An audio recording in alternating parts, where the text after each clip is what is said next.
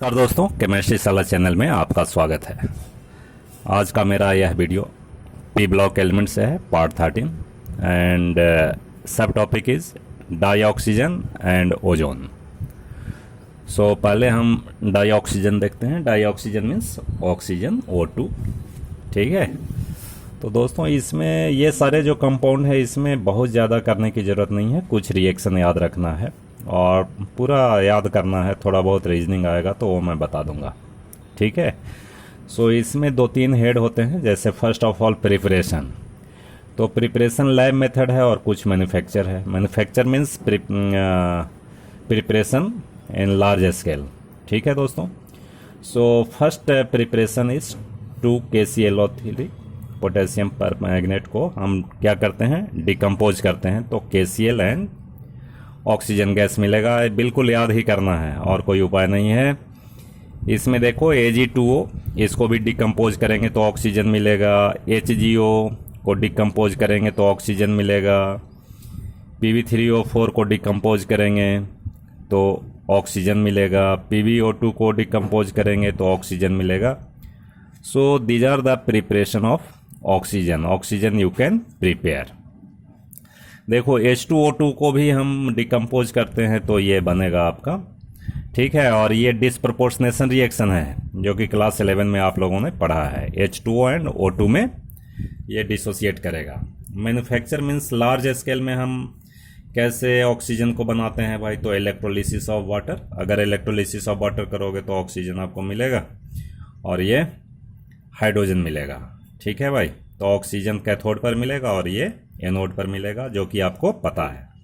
उसके बाद the properties. तो प्रॉपर्टीज सभी ऑक्सीडेशन, बर्निंग प्रोसेस, सभी को ऑक्सीजन से रिएक्शन बोल सकते हो। कैल्शियम को ऑक्सीडाइज करोगे तो कैल्शियम ऑक्साइड क्विक लाइम बनेगा। ये फास्फोरस है, P4O10 बनता है, आसान है। जिंक ब्लेंड आप आइसोलेशन में पढ़ा होगा। तो ये ऑक्सीजन के प्रेजेंस में इसको हीट करते हैं, means it's a roasting process. तो रोस्टिंग में क्या होगा, ऑक्साइड ऑफ जिंक बनेगा और SO2 गैस बनेगा भाई।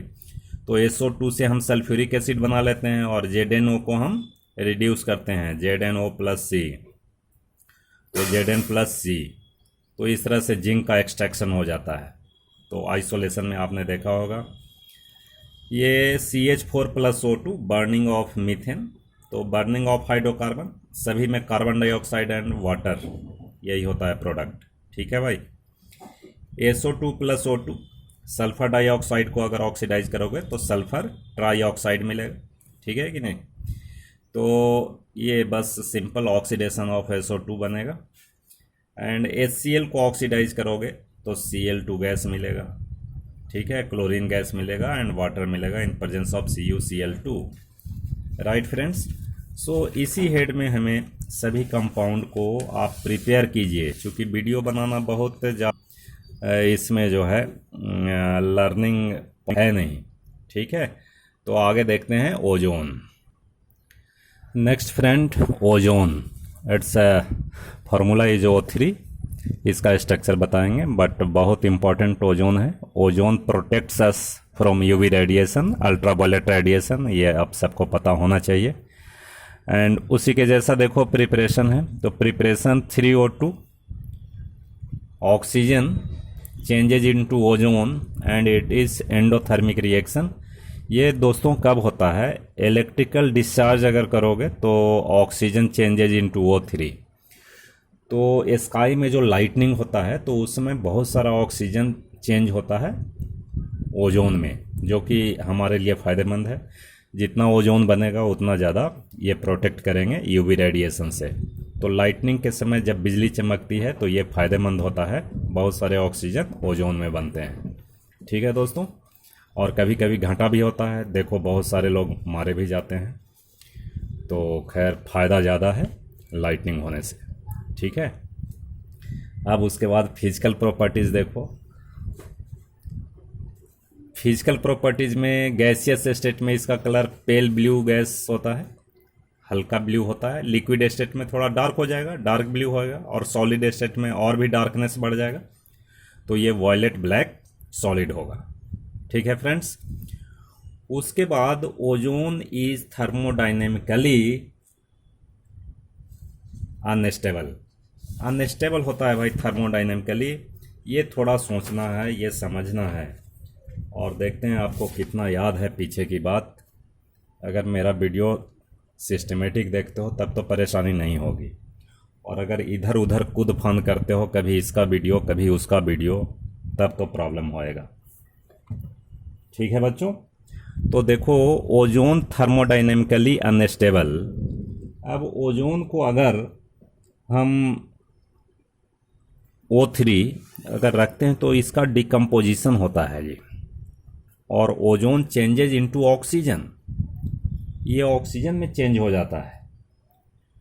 2O3 3O2 and the process is exothermic and the value of delta H, ऐसा लिख देते हैं, delta H is equal to -285.5 kilo joule. ठीक है दोस्तों, तो ये जो डिकम्पोजिशन ऑफ ओजोन है this is exothermic in nature. तो एक्सोथर्मिक होगा मीन्स डेल्टा एच क्या होएगा जी, निगेटिव होगा कि नहीं निगेटिव। ठीक है, अब यहां देखो 2 मॉलिक्यूल से 3 मॉलिक्यूल बन रहा है। 2 मॉलिक्यूल से कितना मॉलिक्यूल बन रहा है, 2 मॉलिक्यूल से 3 मॉलिक्यूल बन रहा है।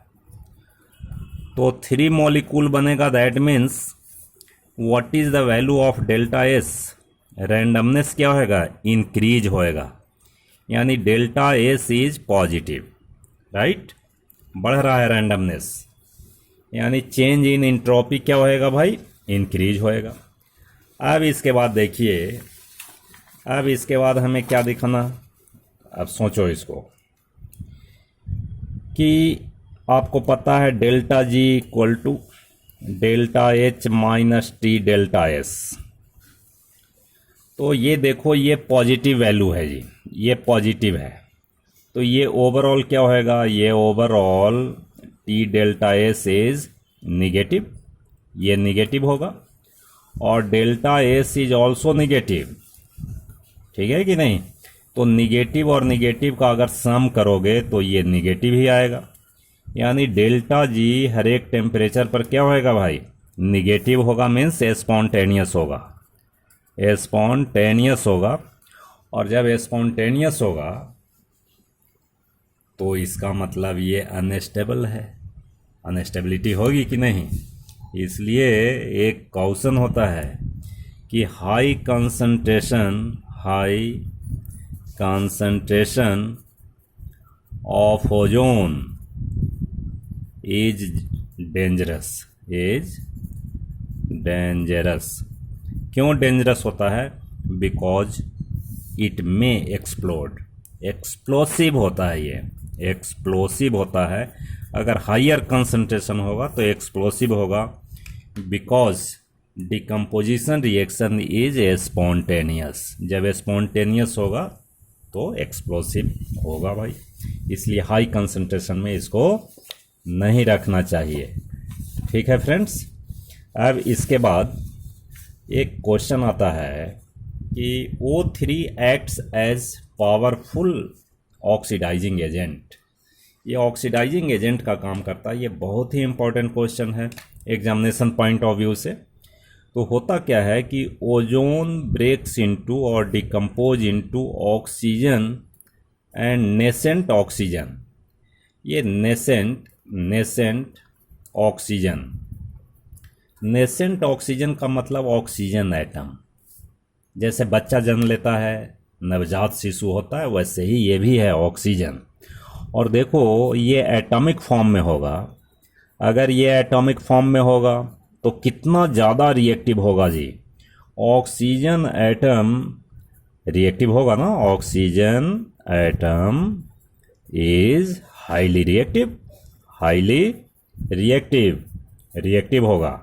ठीक है दोस्तों, अब ये देखो, अब ओजोन तो ऑक्सीडाइजिंग एजेंट है तो बहुत का करेगा, सल्फाइड को सल्फेट में कर देता है।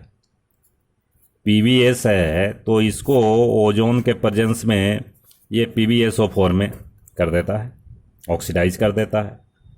आयोडेट है, उसको आयोडीन में चेंज कर देता है इन प्रेजेंस ऑफ O3, आयोडीन में चेंज हो जाएगा। आप रिएक्शन बुक में देख लीजिएगा, ठीक है जी, बुक में देखना रिएक्शन। थोड़ा आप भी काम करो, ठीक है, तो आलसी हो जाओगे। ठीक है भाई, चलिए नेक्स्ट देखते हैं। देखो बच्चों, सुपरसोनिक जेट प्लेन जो होता है, सुपरसोनिक मतलब पता है, सुपरसोनिक जो आवाज़ की गति से भी तेज चलता हो, supersonic jet.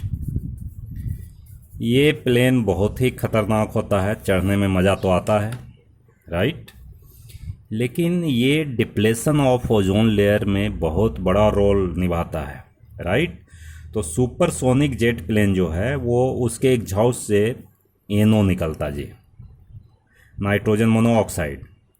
It reacts with ozone, और ओजोन से रिएक्ट करेगा तो ये बनाता है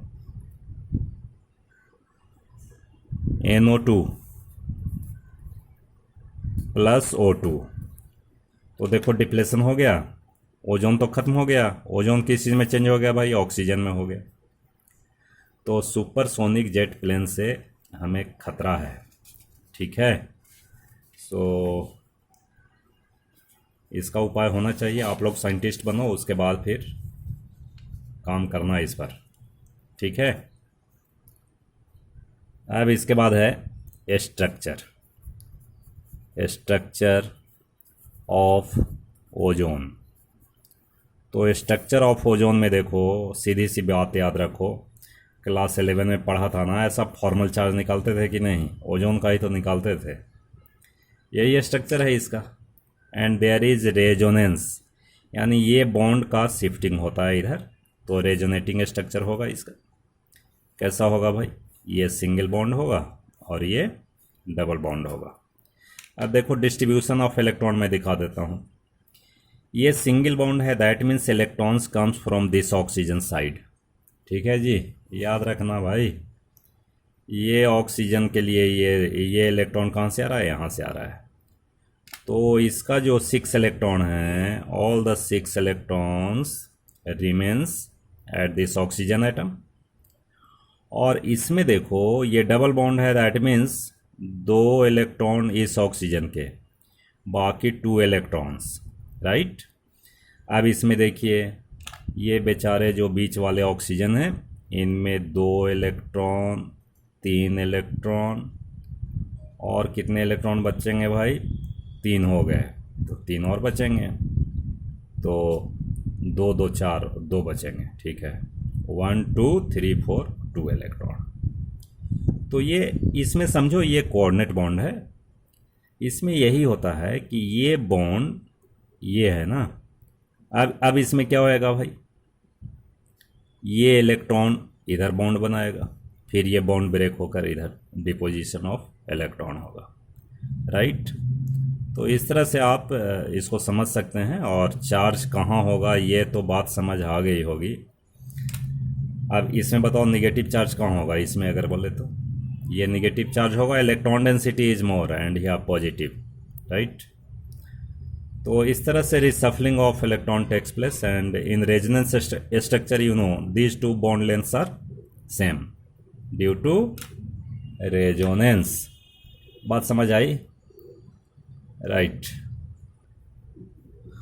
देखो friends, quantitative method for estimating O3, कभी कभी ये आता है। क्वांटिटेटिव मीन्स क्वांटिटी कैसे पता करेंगे, क्वांटिटी ऑफ O3 कैसे पता करेंगे, क्वालिटी नहीं, क्वांटिटी, कितना मात्रा है, अमाउंट, राइट। तो सबसे पहले हम क्या काम करते हैं कि O3 को रिएक्ट करवाते हैं पोटेशियम आयोडाइड से। O3 को सबसे पहले पोटेशियम आयोडाइड से रिएक्ट करवाते हैं। अब जो भी कंपाउंड बनेगा, मैं लिख रहा हूँ, जो भी कंपाउंड बनेगा उसको थोड़ा बफर करते हैं, बोरेट बफर। ये जो प्रोडक्ट बनेगा, अभी मैं लिख रहा हूँ, चिंता मत करो, प्रोडक्ट को बोरेट बफर डालते हैं, थोड़ा सा borate, to maintain the pH. PH इसका मेंटेन रहे, क्योंकि आगे टाइट्रेशन करवाना है, ठीक है। अब इसमें जो होता है, इस प्रोडक्ट में आयोडीन निकलता है जी। इस आयोडीन को हम टाइट्रेट करते हैं, आयोडीन को टाइट्रेट करते हैं किससे भाई? टाइट्रेट करते हैं सोडियम थायोसल्फेट से, ठीक है कि नहीं? तो सोडियम थायोसल्फेट से तो आयोडीन की क्वांटिटी पता लग जाएगी, और आयोडीन का पता लग जाएगा तो O3 का भी पता लग जाता है। ऐसे पता लगेगा। रिएक्शन देखो मैं लिख रहा हूँ, इसके बाद समझना। फ्रेंड्स यहाँ देखो, ये जो ओजोन है, ये ओजोन को हम ट्रीटमेंट किससे करें भाई? पोटेशियम आयोडाइड से। तो क्या बन गया देखो, 2 मॉलिक्यूल ऑफ KI से रिएक्ट करेगा तो 2KOH, इस पे भी ध्यान नहीं देना। O2I2 का कितना बन रहा है? 1 मॉलिक्यूल बन रहा है, यानी ओजोन 1 मॉलिक्यूल है तो I2 भी 1 मॉलिक्यूल है इन बैलेंस्ड केमिकल इक्वेशन। अगर हम आयोडीन की क्वांटिटी पता कर लें तो ओजोन की भी पता हो जाएगी। तो इसको हम कैसे करते हैं? अब इसको हम टाइट्रेट करेंगे भाई। तो टाइट्रेट करेंगे किससे करेंगे? तो I2 को टाइट्रेट करेंगे सोडियम थायोसल्फेट से। अब सोडियम थायोसल्फेट का 2 मॉलिक्यूल लग रहा है, तो इसके अकॉर्डिंग हम टाइट्रेशन से क्वांटिटी किसकी पता कर लेंगे? Quantity of iodine I2 can be estimated. और जितना I2 का क्वांटिटी होगा उतना ही O3 का होगा। And quantity of O3 is determined by quantity of I2। अब देखो इसमें वॉल्यूम आएगा तो मोलर मास का कॉन्सेप्ट वगैरह आएगा, उससे हम लोग क्वांटिटी पता कर लेंगे। लेकिन आपको नंबर ऑफ मोल्स पता हो जाएगा, कितने नंबर ऑफ मोल्स हैं जी, कितने नंबर ऑफ मोल्स यूज हुए, जैसे टाइट्रेशन करते हैं। अब इसमें डिटेल बताने की बहुत ज़रूरत नहीं है। तो इस तरह से आप ओजोन को हम क्वांटिटेटिव मेथड यूज करते हैं, जिससे उनका क्वांटिटी पता हो जाता है। ठीक है दोस्तों, तो हम समझते हैं आपको ये बात समझ आ गई होगी।